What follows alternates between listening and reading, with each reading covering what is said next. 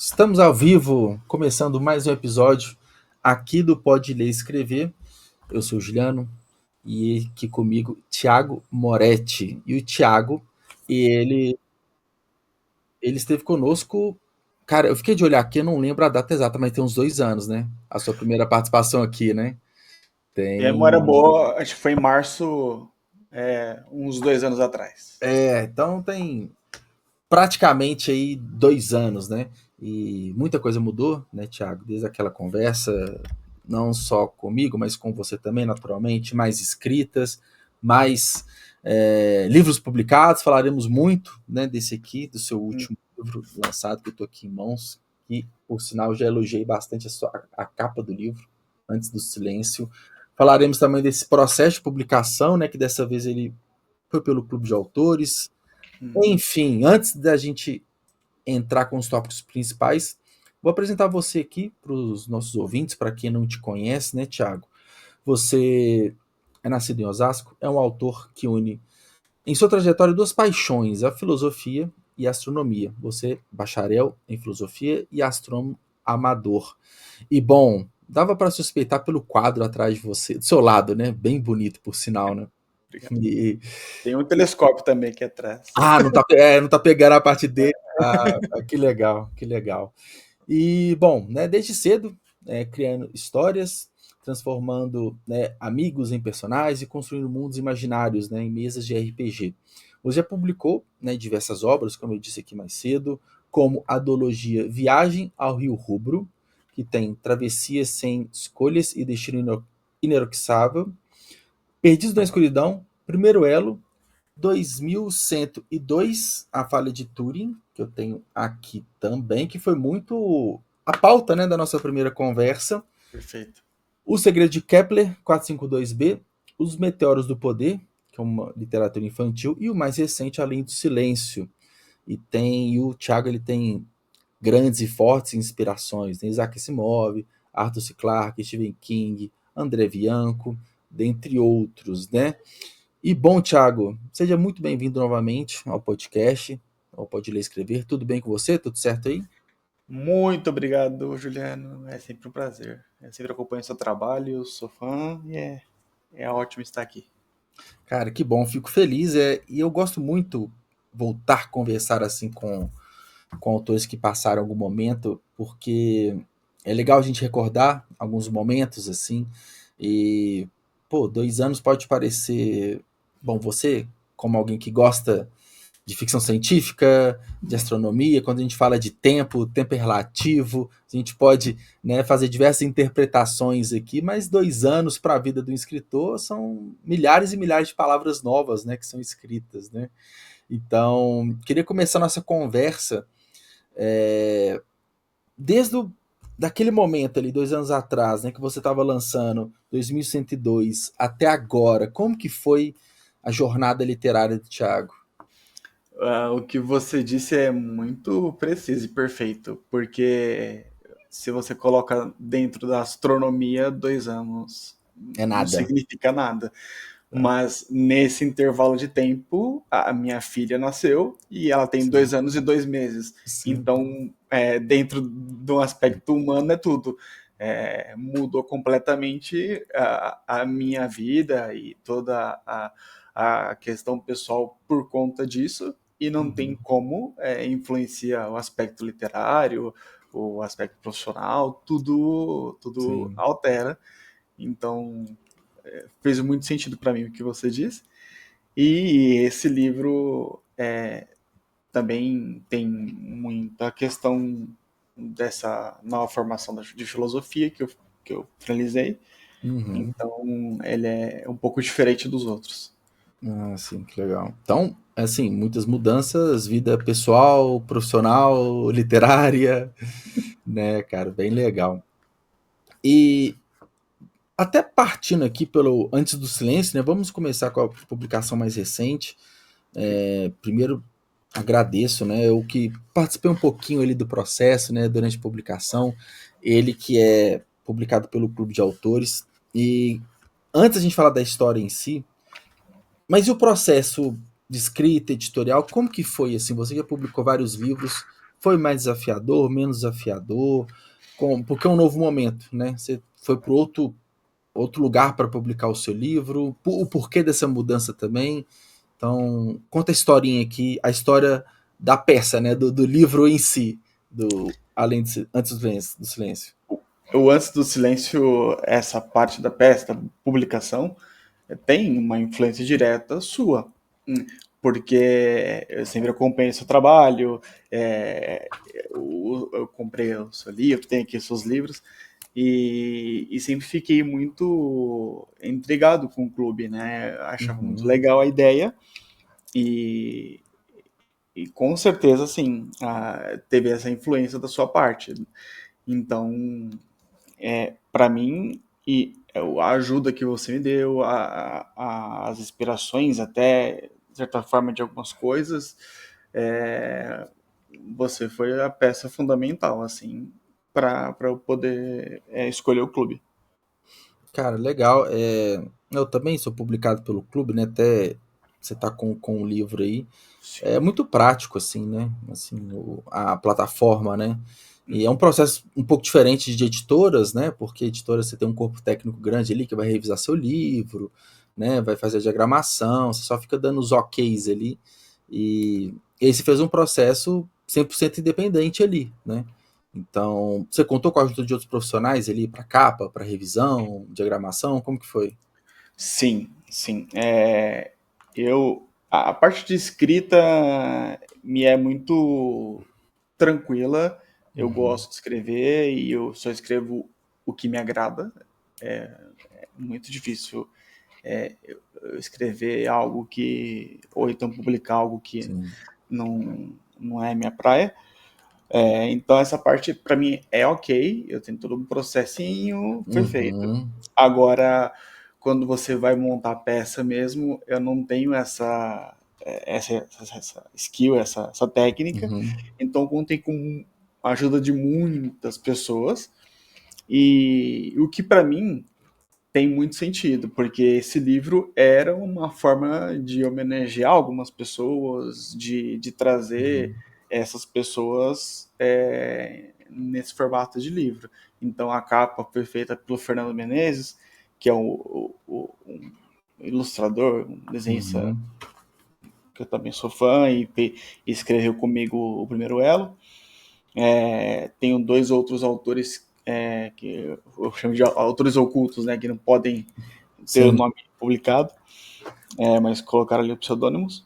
É, o prefácio foi escrito pelo Carlos Eduardo Valente, que um narrador, não, um dublador. Eu conversei com ele aqui, ele é um cara incrível, é um papo muito massa. Ele é um cara massa demais. É muito legal você ter esse contato com quem você é fã, né? E eu sou fã Sim, dele, e ele fez o prefácio para mim, e então, que legal. para mim, foi uma realização. E a diagramação, a Camila me ajudou a fazer, a esposa do amigo meu, me ajudou bastante. E, como falei, teve uma inspiração aí, né, no voo da mosca, do seu livro, Que legal. né, as páginas pretas, eu achei muito interessante. Então, para mim, foi uma amálgama ali de prestigiar pessoas. E acaba que a publicação ali 100% independente, o autor tem que ser um gestor da obra dele, né? Porque você conversa com o capista, aí você vai negociar e conversar sobre o prefácio com o Carlão, aí tem uma pessoa aqui, conversa aqui, então tem toda essa gestão ali que a gente cria até novas habilidades ali, né? Além da escrita, né? Sem dúvida, sem dúvida. Eu estou criando novas habilidades, é uma Sim, coisa que eu busco muito, é aprender. Tiveram algumas questões, que nem a própria questão da capa em si. Eu deixei na mão do Fernando e falei, ó, minha ideia é essa, e ele trouxe algo praticamente pronto. que legal. Então, quando você lida com pessoas talentosas, assim como o prefácio do Carlos, ele escreveu, não tinha nem o que corrigir, não tinha nem o Sim, que até as vírgulas, a formatação estava tudo certinho. Então, quando você lida com pessoas assim, fica fácil, né? fica tudo muito mais fácil. Então, Sim.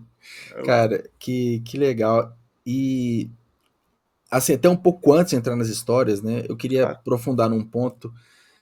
Você falou que você terminou seu bacharelado em filosofia. Sim. Você também, como um apreciador da astronomia, um estudioso, e eu vejo que há muita conexão, né, entre a filosofia e a astronomia. Sim, sim. Assim, pode não ser tão óbvio, né? Vamos colocar assim, de um lado você tem uma ciência exata, do outro lado umas ciências humanas.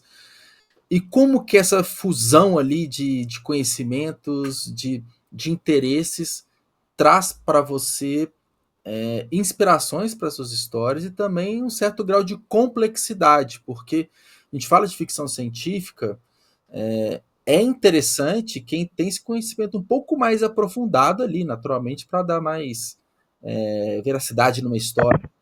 Eu acho que pelo menos para mim a ficção científica ela encanta muito quando eu começo a questionar se isso se é verdade ou não, né? Que não é tão viajado assim, né? Então, fala um pouquinho para a gente como que você utiliza, né, seu conhecimento dentro das suas histórias. Eu concordo contigo. Eu acho que quando a gente tem alguma base, seja científica, uma base de estudos, fica mais fácil Uhum, e, e você tem um ponto de partida. É lógico que temos ali algumas ficções científicas, acho que a Princesa de Marte, uhum, foi algo muito grande, muito famoso, virou filme depois, né? Acho que Vingador Futuro, algo assim, mas uhum, que não tem base nenhuma científica, não tem base nenhuma na astronomia, mas é interessante como história. Mas eu tento trazer essas formações como alguma base. Então, a própria falha de Turing tem a questão ali da inteligência artificial, uhum, bases em outros planetas, como que isso influenciaria, o primeiro elo também, uhum. e o Antes do Silêncio acaba sendo uma questão mais filosófica mesmo. Sim, que já aproveita um pouco mais esse viés da sua formação ali, né? E é uma questão filosófica muito para trazer um questionamento ali do leitor, porque eu gosto de histórias que me faz, não falo pensar assim, mas ele me faz ficar refletindo mesmo. Exato. Ainda mais uma ficção científica que a gente sabe que aquilo não é real, mas quando algo que não é real consegue trazer esse questionamento, acho que é um impacto muito massa, assim. Porque se eu tô lendo um livro reportagem, um livro documentário ali que é algo não ficcional, Uhum. talvez a reflexão seja mais direta ali. Mas na ficção científica, quando pega mundos diferentes, algo muito fantástico ali, quando causa reflexão para as nossas questões pessoais reais, eu acho muito Conversa com a legal. gente, né? Conversa com a gente. Exato. Eu acho que nesse período, além da formação, eu acabei lendo outras coisas. Fahrenheit 451, né? Sim. Que é um clássico, mas até então eu não tinha lido. Uhum. A Revolução dos Bichos, Sim. 1984, enfim, que são distopias. Então esse Sim. livro ele vai mais nesse sentido de distopia e nós passamos, né, um período praticamente distópico ali da Ah, pandemia e o início dele nasceu ali na pandemia também, porque sim. vivemos uma distopia, não só na Sim. pandemia, mas enfim, outras questões que dá tema de livro, né? Então eu tentei usar como pano de fundo a história dele Sim. para essa distopia. Acho que a gente só vai perceber o que a gente viveu assim, daqui, sei lá, daqui a 10, 20, 30 anos, quando a gente vai pegar os livros de história e vai ler, ou vai ter aquele retrato histórico daquele período que a gente vai entender de uma forma mais clara esse período que foi, né? E eu Exato. costumo até falar que eu, como um escritor de ficção, né, ficção científica, você também Hum. navega nesse mar. Às vezes eu fico preocupado, porque às vezes o que eu estou escrevendo aqui hoje, ele pode se tornar um livro de não ficção no futuro. Né? É uma Cara, ficção agora, né? Mas tá não, tão complicado, né, ultimamente. perfeitíssimo, perfeitíssimo. Assim, inclusive, não é spoiler, mas dentro desse livro que eu acabei de lançar, eu já tinha escrito isso há um tempo atrás, há talvez um ano e meio, 2 anos atrás, Sim. uma conversa entre dois personagens que fala, os Estados Unidos anexou o Canadá. Aí alguns. Isso, aí eu já lancei agora, tudo. Aí o pessoal tem marcado muito nas redes sociais. "Pô, como você adivinhou isso? Sim. Como você. Eu falei, cara, tem até medo de escrever e se É. tornar real. Melhor. Cara, e olha que complicado, né? Porque a gente passou pelo período da Covid, é um período que eu escrevo, né? Que são de zumbis e tudo Sim, mais. A gente não tá nesse ponto ainda, mas tá num ponto a gente tem que se proteger para não morrer de algo que tá aí, né? De não, né? Não transmitir de uma pessoa para outra. Então, até que ponto, né? Acho que antes do Covid a gente nunca imaginou que isso poderia se tornar real. Isolamento, né? Todas as medidas de biossegurança. Então, é engraçado. Aí vem, né, alguns presidentes malucos, igual o Donald Trump, uhum, que fala umas besteiras, mas qualquer coisa que ele fala, a gente se questiona, porque poder tem para fazer um monte dessas coisas, né? Então, perfeito. a nossa Exatamente. mente bagunça, né? A gente daqui a pouco não sabe mais o que é ficção, o que não é. E quando a gente fala de distopia, que a gente está falando de governos autoritários e de situações absurdas, a gente viveu uma distopia e não é exagero falar que vivemos uma distopia, né? Não tem como concordar mais, cara. É exatamente isso. O próprio Fahrenheit, a Revolução dos Bichos, Sim, enfim. Se você lê isso em um outro momento, talvez, se eu tivesse lido isso sim, há 10, 15 anos atrás, fala, nossa, que viagem, isso jamais vai acontecer. Aí, sim. de repente, você está passando uma situação geopolítica. Fala, peraí, Uhum, 1974 é exatamente o que acontece sim, agora, Fahrenheit, enfim. Então, talvez o nosso pensamento ali de distopia seja o pano de fundo aqui do meu ou do seu livro, ou seja, que assim, o sim, zumbi tem algum outro significado que isso carrega e que pode sim. ser real. Eu gosto de colocar nas histórias assim, né? Igual, por exemplo, eu atualmente estou seguindo um caminho parecido com você, assim, depois da fase adulta, voltando a fazer faculdade, só que eu estou fazendo ciências sociais, né? Porque eu gosto de colocar ali um pouco da natureza, o comportamento humano, a relação nossa com sociedade, entre cultura, antropologia, tudo mais e tal. E nas minhas histórias, pô, é uma ficção de zumbis, mas, pô, a gente tá falando de lidar com a falta, né? Lidar com a perda. A gente tá falando de resiliência, de sobrevivência, de até problemas de saúde mental, identitarismo, sabe? Uhum. Tudo isso, de certa forma, consegue ser retratado numa ficção, né? Até problemas sociais, né? Problemas, enfim, de estruturas sociais. Então, acho que dá para explorar muito isso, né? E pelo que eu percebo, é algo que você também procura colocar, né, nas suas obras. É algo muito além daquela ação e da. Quando perguntar seu livro é de quê? Meu livro é uma distopia e tal. É muito raso falar só isso, né? Aí, do tipo, explicar mais é só lendo o livro, né? Mais uma vez, perfeito, porque eu tive um comentário dentro da minha família de uma pessoa mais nova que leu e falou: Ah, mas isso não existe. Eu falei: Não, exatamente, a distopia é isso. Aí É, explicar para um adolescente que é uma distopia. Ele falou: Mas isso pode acontecer? Eu falo, não dessa maneira, né? Mas de uma certa forma a gente passa por algumas situações, é um pano de fundo. E nesse pano de fundo você pode entrar dentro de vários assuntos. E era o meu intento com esse livro. sim, Dentro desse pano de fundo, poder falar de medo, poder falar de sociedade, poder falar de criação, de paternidade, maternidade, do próprio etarismo, enfim, sim, abordar vários assuntos dentro de uma sociedade diferente. sim. E eu acho que é legal porque a gente vai aprendendo e colocando em prática aquilo que a gente estudou também, né? Eu acho que isso é muito massa, né? A gente vai. Eu tenho um costume assim de, né? É normal de estar nas redes sociais, a gente quer sempre buscar mais conteúdo, mais conhecimento, a gente vai agregando uma coisa que aprendeu aqui, uma coisa que aprendeu ali, e no final a gente põe no liquidificador e cria uma história, né? E E aí agora, Thiago, vamos entrar um pouco mais especificamente na história de Antes do Silêncio. Conta pra gente um pouco assim da Hum. sinopse, da história em si. A ideia do Antes do Silêncio, como eu disse, uma distopia, como aconteceu na nossa pandemia, de repente as pessoas começam a morrer e ninguém entende o porquê.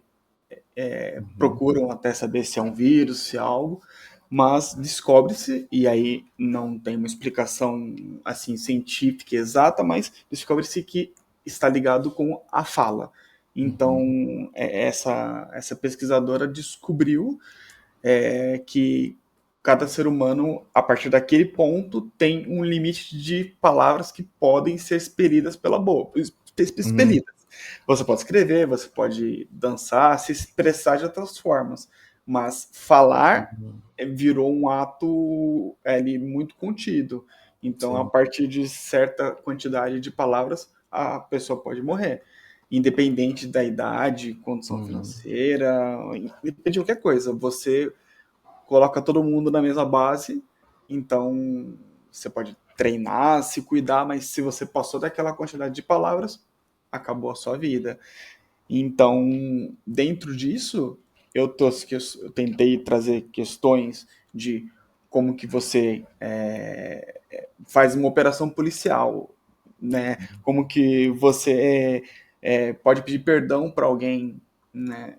Às vezes escrito isso não funciona tão bem quanto falado. Né? Uhum. Hoje estamos aqui nessa era que digitamos tudo, temos emojis, mil coisas, mas um joinha pode significar mil coisas, né? Depende de como você enxerga aquilo. Exato. E se expressando, você entende o tom melhor. Então, como Uhum. que você vai viver numa sociedade que a palavra ela é um ponto que mata você? Quanto mais você fala, mais próximo do seu fim você está. Sim. E aí, E esse é o.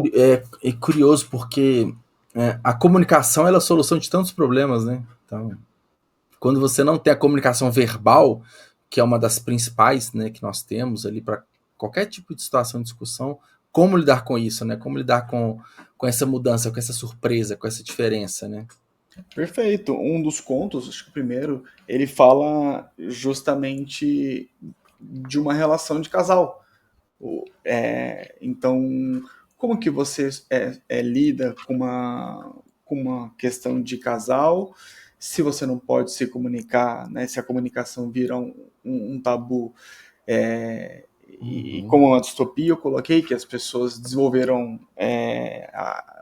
smartwatches ou então Sim. coisas que mostravam quantas palavras você pode ainda soltar. Sim. Então, de Sim. repente, o marido tem mais do que a mulher, então ele fala mais. E tudo isso influencia no comportamento das pessoas, né? Uhum. Então, tentei trazer essas questões sociais dentro do pano de fundo dessa distopia. Sim. E eu tô imaginando aqui, né? Eu ainda não fiz a leitura do livro, mas a partir do momento que as pessoas não podem falar, né? E uma construção de diálogo, uma construção da escrita em si, porque você perdeu um baita de um elemento ali que é a própria fala do autor, do Aham. personagem, né? Então, teve um certo desafio ali de escrita pensar nisso, né? Não, Uma muito, mudança da forma de você escrever. Como que foi? muito. E é aquele tipo de coisa que eu tenho certeza que você também passa, né? Às vezes a história ela se cria sozinha. Você pensa de uma Sim. maneira e de repente Foi por ela outro cria a caminho perna. completamente diferente, né?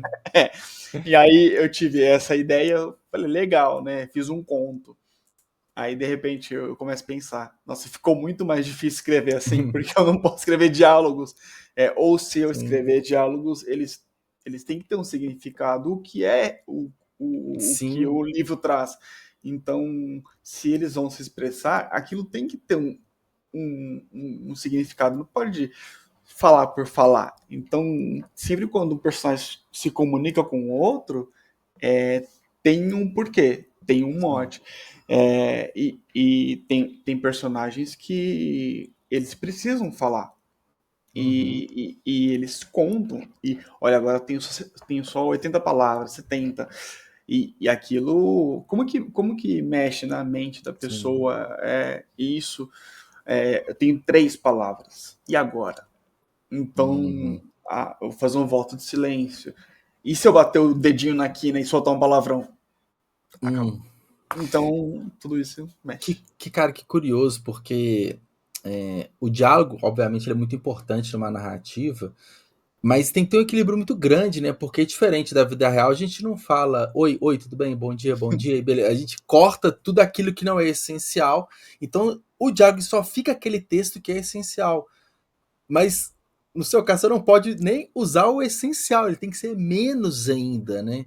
Então, eu imagino o quão desafiador deve ter sido, né? Foi, e ao mesmo tempo, assim, é prazeroso, porque Sim. para mim, quando acabo impondo um desafio pessoal, e como eu disse, eu não escrevi sozinho, tem outras 2 pessoas, né, que escreveram, eu trouxe o mundo e as pessoas trouxeram a ideia ou então até o conto pronto. É, Foi desafiador, porque você tem que fazer cortes e às vezes como você vai expressar aquilo que o personagem ele precisa falar ou quer falar ou o que está acontecendo sem o diálogo, né? Aí Uhum. vem a descrição, mas ela não pode ser uma descrição, pelo menos para mim, Sim. né? Eu não consigo escrever uma descrição assim tolkieniana que a porta ela tinha entalhes em madeira, Uhum. eu não consigo, para mim não é o meu mundo. Eu adoro ler, mas escrever assim, Sim. para mim não rola.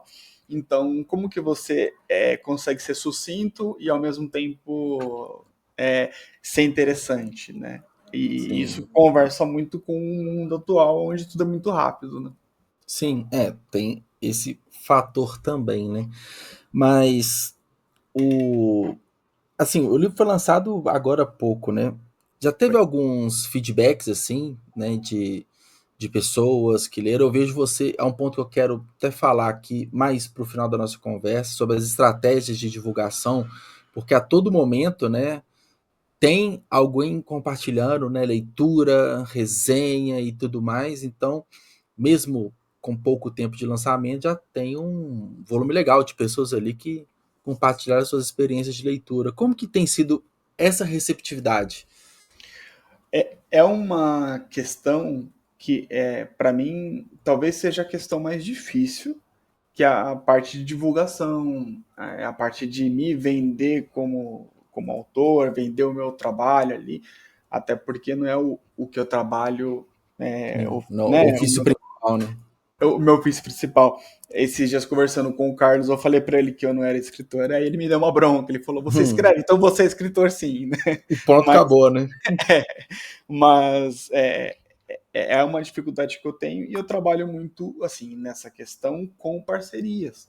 Sim. É, e o que conversa muito com essa questão do livro. Então, por muitas vezes, você tem que conversar com as pessoas. Olha, eu tenho esse trabalho, você tem interesse em ler e ser sincero com o que você achou. Uhum. E boca a boca, pô, levar meu sogro no hospital, levo meu livro, dou pro médico. Vou levar minha filha na escola, meu livro que eu escrevi. E Sim. aí eu vou muito. Você é uma pessoa que sai com o livro debaixo do braço? Pronto, Sim, você vai. tá. Todo outro lugar que eu vou com a mochilinha, pelo menos uns 2 livros eu levo. Nunca se sabe, né? Até na padaria que seja, Sim. fala, sabia isso que eu escrevo? Outro toma livro. Que legal. Então, é uma forma que eu encontrei de pelo menos ser lido, que Sim. era o meu intuito principal, que é meu intuito principal. Sim. A E todo gente. mundo É aceita. tão difícil escrever, publicar, porque a gente quer ser lido mesmo, né? A gente quer. Por mais que a gente tenha esse. Eu não sei você, mas quando o livro acaba, começa a ser vendido, começa a ser distribuído, às vezes rola uns ciúmes ali, o que, que as pessoas vão achar, o que, que não vai, mas depois passa e a gente só quer ser cada vez mais lido, né? Depois. Eu já não tenho tanto. Acho que hoje eu tenho fazer 38 anos, eu comecei a escrever com 16. E desde que eu comecei a escrever, é, por inspiração ou o Bianco foi o primeiro que eu li, Sim. E foi aquela pessoa que eu olhei e falei, nossa, ele é um cara da minha cidade e tá escrevendo sobre vampiros em Osasco. Então eu também Uhum. posso. Sim. Então Legal. me trouxe essa questão de eu ter essa possibilidade. Então, depois que o filho nasce aqui, né, o livro Uhum. nasce, ele é do mundo. Então, para mim, pode acontecer de ter críticas.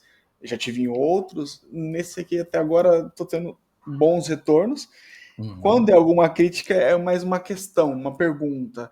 Nossa, Sim. mas como que foi isso? Como que foi aquilo? O que para mim é ótimo. Se gera uma Uhum. dúvida, se gera né, alguma questão para a pessoa, eu consigo o que eu queria.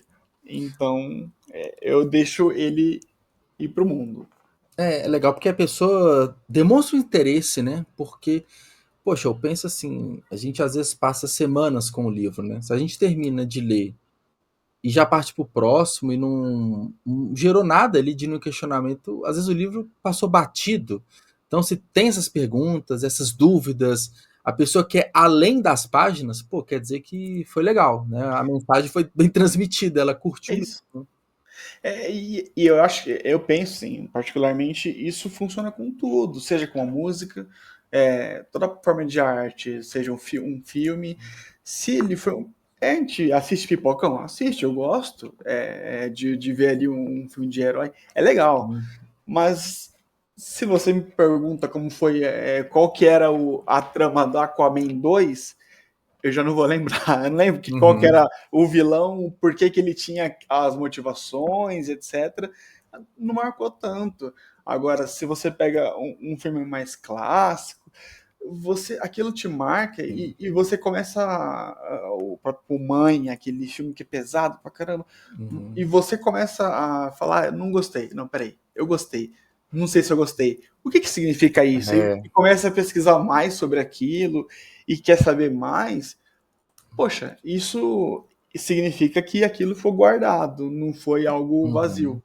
E, como eu disse, para mim isso funciona com música também. Sim. Às vezes tem música que se escuta, legal, e tem outras que falam, tem algo nas entrelinhas ali, vou ouvir de novo, vou sentir de novo, e é o que eu tento fazer. E é isso acaba que fideliza, de certa forma, o leitor, né?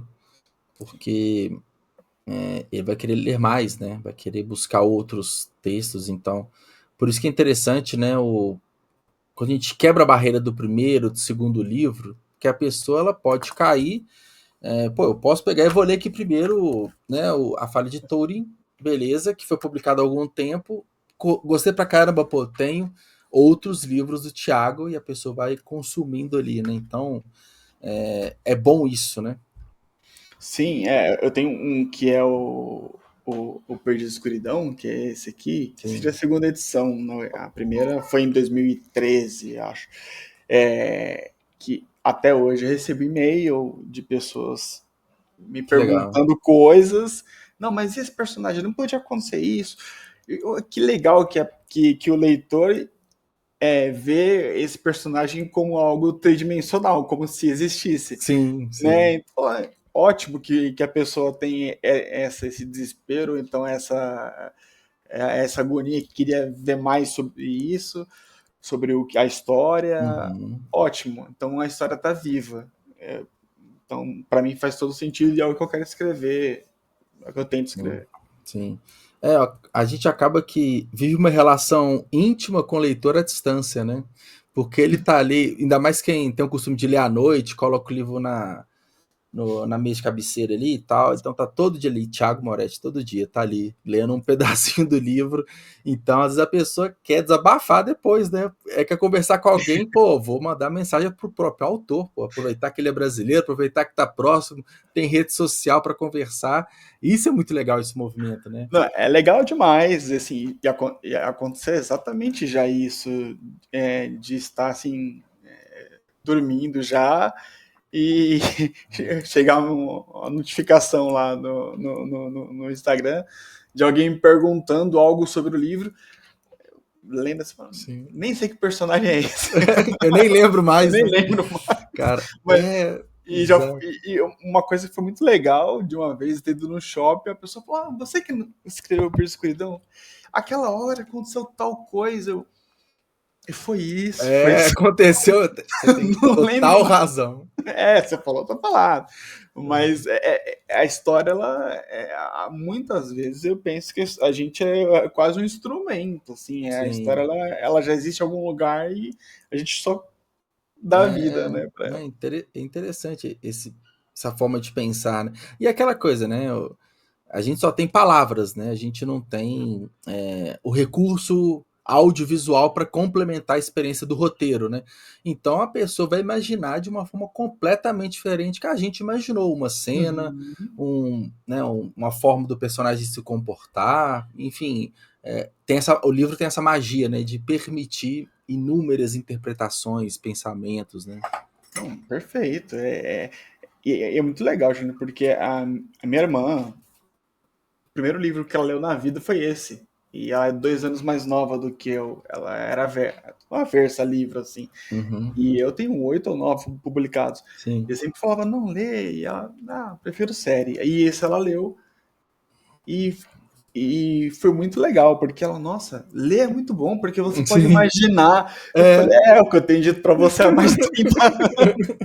Eu tenho dito isso há muito tempo. E você trazer alguém para esse mundo que a Sim. pessoa consegue imaginar é, e, e, e dar, às vezes, uma sementinha para a pessoa criar. Sim, Então, o sim. que eu recebo muito, às vezes, são mensagens de pessoas conhecidas. Eu também gostaria de escrever, eu também gostaria, eu tenho uma ideia aqui de. Então escreve.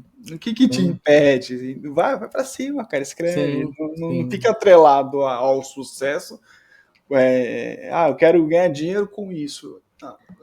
Talvez dê, talvez não, mas se Uhum, você quer se expressar, quer ser lido, escreva. sim. Tem espaço, né? E hoje, a gente falou até mais cedo aqui, as questões tecnológicas até para viabilizar uma publicação, e tem, pô, centenas de profissionais para ajudar, né? Todo o processo ali, né, de construção do livro. O que não Tá falta é incluído. material para estudar também. Então, é possível, né? E Possível. eu acho, é uma parte que eu gosto muito, assim, trabalhando com literatura, que todo dia eu tô descobrindo alguma coisinha nova, seja um perfil literário, aí vem uma notícia, é um livro que foi publicado, então é um mercado muito quente, né? A gente tem visto muitas pesquisas que, tem menos leitores e tal. Eu, não sei você, mas eu já tenho um viés diferente, porque do meu lado o que eu mais vejo são pessoas escrevendo e publicando livros, e pessoas falando de livros nas redes sociais, e pessoas comprando livros. Eu, Então, que o eu mercado tenho, independente ele é esquecido, né? Ninguém tem pesquisa nenhuma, né? totalmente esquecido e até muitas vezes a gente como autor a gente é um pouco negligente com esses filhos Sim. porque às vezes surgem oportunidades, mas como não é o principal ali, você acaba não dando tanta atenção. Mas foi uma questão que eu trouxe com a minha irmã. Eu falei, olha, vou falar alguns filmes aqui que são livros, né, que são Uhum. baseados em livros. Aí eu comecei a falar, falou, mas alguém escreveu isso antes? Eu falei, sim, mesmo, Sim. né, existia um livro que virou um filme. Aí, quando entrei Stephen King, fala, olha, todos esses são contos que depois viraram filmes, o Uhum. Christine, Carrie, enfim. Nossa, não sabia. Sim. A pessoa às vezes conhece a mídia visual, mas não conhece o, Sim. o livro. Então, tudo para mim é porta. Se você consegue Sim. abrir uma porta ali para alguém É, ler um livro, já valeu a pena. não, eu concordo, cara. E aproveitando, seguindo nesse sentido, né, que acaba que cada livro que a gente produz, né, são novas portas que se abrem não só para a gente, mas para o universo ali dos leitores, né. Por mais que você tenha acabado de publicar um livro, já tem pensado no novo projeto, já tem a rotina sua de escrita é muito assim, escreveu, editou, publicou, beleza? Tô lançando ainda, né, um processo de algum tempo, mas enquanto isso já tô escrevendo o próximo. Tá nesse ritmo ainda? Sim, como eu disse, mesmo não sendo minha profissão, né, eu levo de forma profissional. Então, eu tenho ali uma meta de quando eu tenho que entregar para mim mesmo, seja um capítulo, seja uma coisa de palavras, eu preciso fazer isso e acho que talvez dê para ver aqui, por algum lado, Uhum. tem uma lousa aqui do lado Ah, com tá. Aí na frente no é, cantinho que eu aqui. não, eu não sei falar onde que tá, vai só pra cá, aqui. Isso. Eu tenho uma lousa aqui com coisas do trabalho e do livro também. Então, quando tem que Sim. entregar tal capítulo, quanto que tem que Legal. escrever. E às vezes a gente não consegue sentar e escrever em si, mas aí vem o advento da tecnologia. Você pode pegar o bloco de notas e narrar para ele, olha, aconteceu isso, isso, isso, depois Uhum. ajustar. Mas eu tento sempre produzir semanalmente aquele tanto para Uhum. entregar para mim mesmo. Então hoje eu tenho pelo menos mais 3 projetos para esse ano, assim. Que legal, que A legal. ideia é essa. E é um ponto importante, né? A gente falou aqui, né? Quem quer escrever e tal. Chega num ponto que a gente tem que sair um pouco dessa ideação de escrever e ir para a parte praticamente profissional mesmo. Com metas, tantas palavras que eu tenho que escrever, determinado período de tempo, eu tenho que terminar tal etapa desse projeto livro até tal data, porque senão nunca sai. E aí a gente acaba que se frustra, né? Sim, vira um livro de gaveta, que sabia que eu escrevi um livro? Cadê?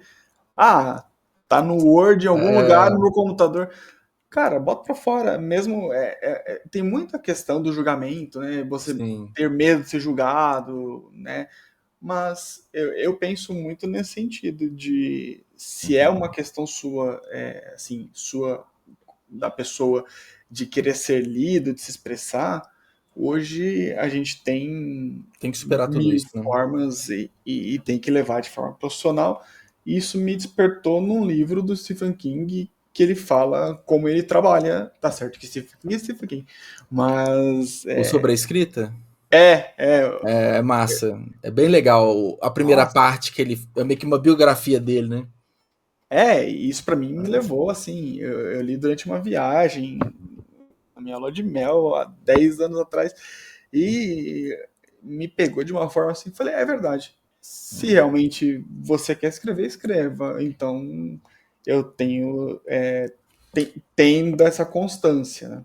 Porque pensa, é igual qualquer profissão, né? Vamos supor que seja o Juliano ou o Thiago, a gente, sei lá, quer ir fazer uma outra profissão. Você vai ter que estudar, você vai ter que se especializar, você vai ter que praticar para que isso de fato traga algum fruto, algum benefício, algo além. E a escrita não é diferente, né?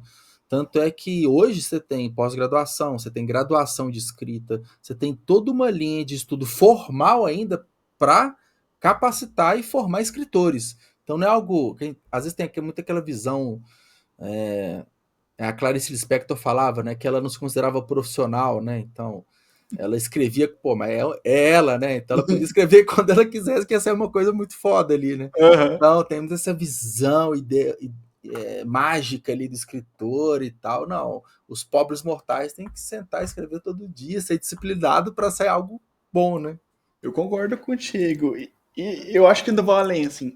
Mesmo as pessoas que hoje, qualquer ramo artístico, né, ou de produção de algo, seja música, teatro, cinema, livro, por muitas vezes a pessoa fica conhecida por uma música, por um filme, Sim. por um livro, mas ela foi prolixa, assim, escreveu milhares, centenas, Uhum. e um deu certo. Então, vai tentativa e erro, você se vai se melhorando.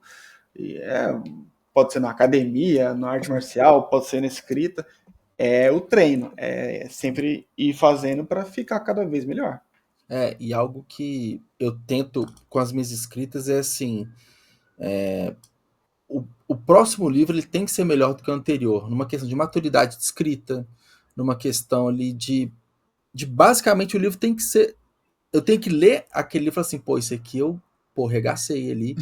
comparado com o anterior. Tem que sempre estar um degrauzinho acima, porque a gente analisa, 10 anos atrás, como que era, a minha escrita era bem diferente. E a gente vai por diversos caminhos. A nossa vida atual ela influencia muito, né?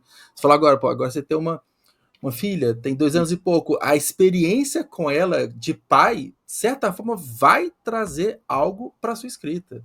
Não, pode ser de forma super sutil, de uma forma um pouco mais explícita, mas a gente vai construindo isso, né? A nossa escrita vai ficando mais madura, né? Isso é legal também, a gente consegue perceber isso, né? E vai da prática, mesmo se a Sim. gente envelhecer, mas não praticar, ela não vai melhorar. Então, Exato. tem que praticar, seja leitura, seja escrita. Eu penso assim que só vai melhorar, a gente só vai conseguir ter um próximo melhor se sai do primeiro, né? Como que você vai vou lançar meu terceiro livro, cadê o primeiro? Não lancei. Não então, tem. Ou então, as pessoas, às vezes tem gente que fala assim, não, eu tô com uma trilogia em mente, né? Não tem nem o primeiro. Eu tô pensando uma trilogia aqui, que às vezes é muito inspirado em Tolkien, né? Em diversos outros autores, o próprio Asimov, né? Que tem a coleções de livros fundação lá, ali. que tem 7, 8.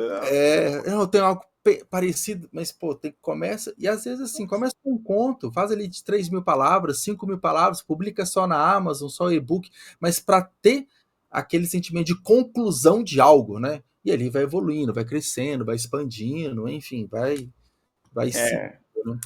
Para mim funciona muito nesse sentido de concluir. Então, eu me cobro aqui, tenho a minha lozinha. Sim. Então, se eu não consigo concluir, qual que vai ser o que vai dar de problema? Nenhum, mas é uma questão minha. Então, eu Sim. preciso fazer isso. Estou com um projeto com o Fernando Menezes, que é o ilustrador. Eu tenho aqui o que eu preciso fazer. É lógico que eu tenho que ter uma disciplina para isso, Sim. para não atrapalhar o meu outro lado profissional, mas tudo se encaixa se você quer. Sim, sim. E a gente chegando mais para a parte final da nossa conversa, Thiago, me despertou muita curiosidade e eu queria. A gente falou rapidamente aqui, queria aprofundar um pouco mais dessas parcerias literárias que você faz, porque desde a nossa primeira conversa foi algo que me despertou muita atenção. É uma galera conversando, falando sobre seus livros, e na minha visão, dentro de estratégia de rede social, a estratégia que mais funciona, que eu testei com livros meus, para conquistar mais leitores, são os influenciadores, os micro-influenciadores, aqueles perfis que são, assim, de uma forma, falando em números, são pequenos em números, mas são muito fortes em engajamento e retorno de leitores, né? Perfeito. Então, fale um pouco, assim, da sua estratégia ali, para fazer parcerias, o que geralmente, como que é esse trâmite, quais são as entregas, né, expectativas e o que você vê, né, de retorno ali de leitores. Eu tenho a mesma visão que você. Eu percebo que por muitas vezes, mesmo ali o micro influenciador tem poucos seguidores, eu vejo muito retorno e vejo uma entrega legal. Então, desde lá do Perdidos, às vezes eu faço uma parceria com alguém que tem 500 pessoas só seguindo. Uhum. Mas a pessoa se esforça, ela faz uma arte do seu livro, tira uma Uhum. foto, publica, e isso vira conteúdo para mim também, que eu posso colocar Sim. no meu site para poder vender, enfim. E como eu disse, eu gostaria de ser lido. Então, Uhum. se aquela pessoa atingiu 2 ou 3, 4 outras, legal. Sim. Esse era o meu intuito. Então, funciona para mim dessa forma. E aí é fazer contato com essas pessoas e ver quais são aquelas pessoas que têm essa entrega de realmente influenciar no Uhum. sentido de ser lido, não só desse engajamento falso, né? Mas de realmente de ser lido. Então, aí eu vou filtrando, eu sou o maluco das planilhas. Sim. Então, eu planilho tudo e tenho o arquivo desde 2018.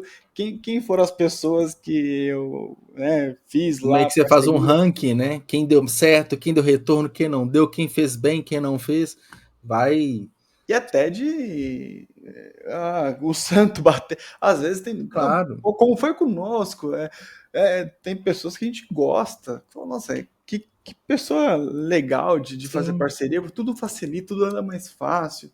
Então, eu acabo. Eu não tenho essa skill, esse tino do marketing, mas foi o que me despertou lá atrás de tentar trazer essas pessoas para que meu trabalho fosse mais sim, reconhecido, né? sim. E assim, a gente pensar numa questão financeira que envolve, né? Pelas minhas experiências que são menores do que as suas nesse sentido, mas, poxa, tem influenciador, né, que vai cobrar R$ 30, R$ 40. Aí, igual você falou, vai produzir algum tipo de material, pode ser um vídeo, pode ser uma foto, alguma coisa, que pensando só em questão de dinheiro, você contratar um designer vai ser muito mais caro uma peça de rede social do que, né, esse valor que os influenciadores às vezes cobram. Tem uns que são mais caros, de R$ 200, 300, 400 e tal, depende muito, né, do alcance dele, do engajamento e tal. Mas eu coloquei uma vez na ponta do lápis e falei assim, cara, compensa muito mais eu fechar uma parceria literária do que pagar um designer para fazer algumas artes bonitas e tudo, ou até postar em tráfego pago, né? Porque às vezes eu coloco ali 30, R$ 40 no, para impulsionar o meu livro, pode ser que eu não venda da mesma forma que um influenciador de 500 seguidores consegue impactar a base dele e sai 2, 3 vendas ali de Kindle que já pagou o cara e ainda sobrou, sabe? Então eu fico pensando muito de forma mercadológica às vezes, assim, pô, o que compensa, o que não compensa? E no final das contas, é mais leitores, né? Que é o que importa, né? Para mim o que conta não é aquele que conseguiu ter lá as impressões. Curtidas, né? Ah, será que isso vai. Para mim, não, eu quero ser lido. Então, Sim, quando tal pessoa me indicou e eu vim através dela, é muito legal esse trabalho.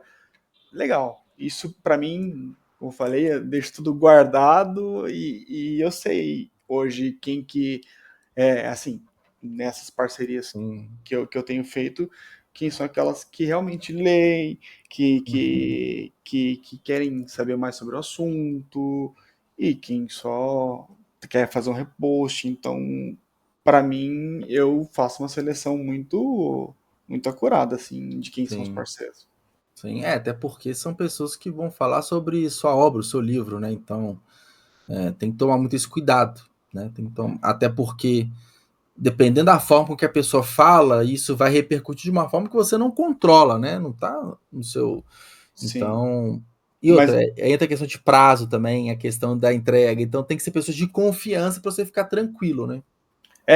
Como eu falei, sou maluco das planilhas, então isso eu tenho tudo planilhado, Sim, assim, quando que foi passado, quando que tem que ser entregue, mas eu sempre deixo muito claro, a única regra da parceria que eu faço é sejam sinceros. Não sim, gostei, achei horrível, pode publicar, inclusive lá, uma estrela e falar por sim, que você achou horrível. Porque é o que eu quero melhorar minha escrita, eu quero sim, ser mais, eu quero ter mais acesso, que leiam mais o que eu escrevo. Então, só colocar 5 por 5 ok, mas sim.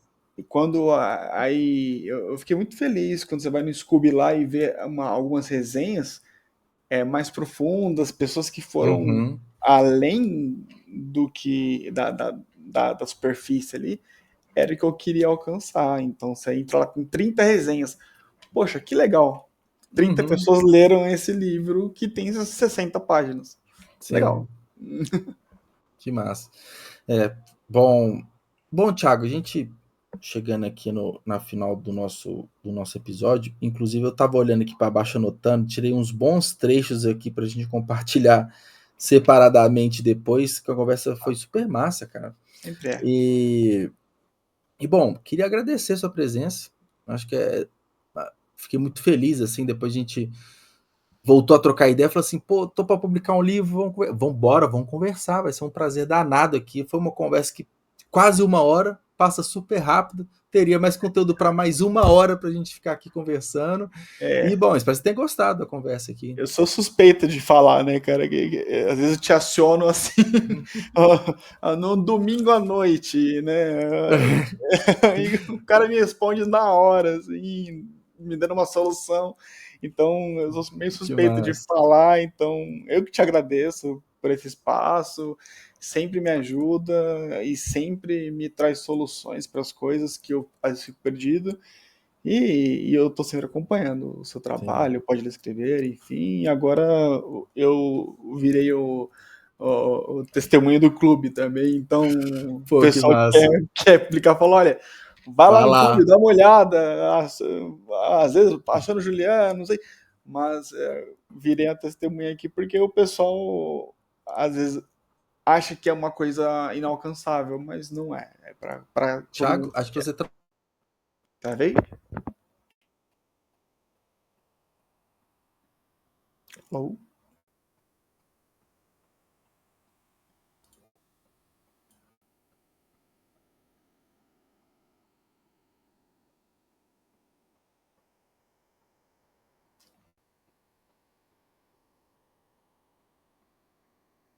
Muito normal. Acho que sim.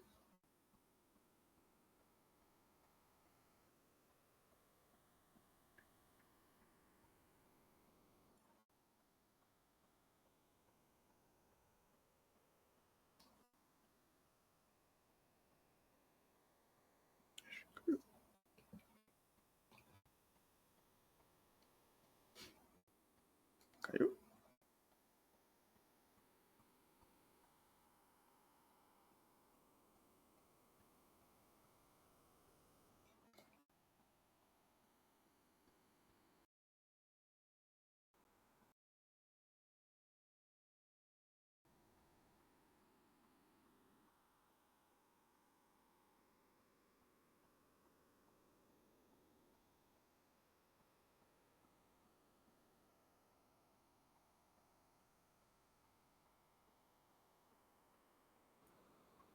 voltei?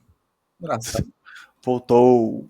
Acho que não foi nem internet, travou aqui. Eu fiz o teste de velocidade aqui, tá funcionando. Eu dei um F5 e voltou. Acho que eu falei demais, aí a internet não aguentou. Vambora. Tá ótimo. Mas é isso, cara. Assim, então,